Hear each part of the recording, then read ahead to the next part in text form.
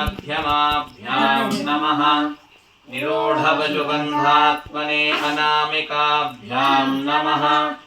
ज्योतिष्ठोमात्मने कनिष्ठिकाभ्यां नमः सर्वकृत्वात्मने करतलकरपृष्ठाभ्यां नमः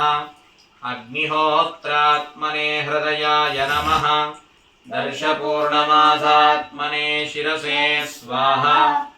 चातुर्मास्यात्मने शिखायैव षट् निरूढपशुगन्धात्मने कवचाय हुं ज्योतिष्ठोमात्मने नेत्रत्रयाय वौषट् सर्वकृत्वात्मने अस्त्राय फट् ॐ भूर्भुवः सुवरोम् इति दिग्बन्धः ध्यानम्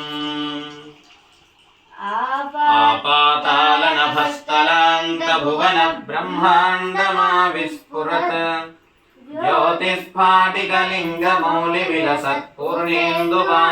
ज्योतिस्फाटिकलिङ्गमौलिविलसत्पूर्णेन्दुवान्तामृतैः हस्तोकाप्लुतमेकवारमनिशं रुद्रानुवाकाञ्जपन्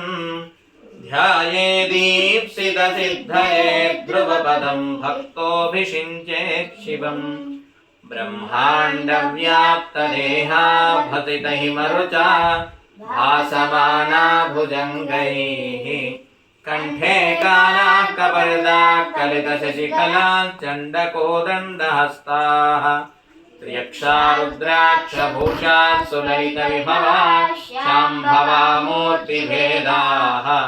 रुद्रा श्रीरुद्रसूक्तप्रकटितविभवानः प्रयच्छन्तु सौख्यम् शुद्धस्फटिकसङ्काशम्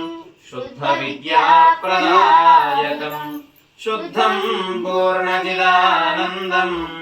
सदा शिवमहं भजे सदा शिवमहं भजे सदा शिवमहं भजे।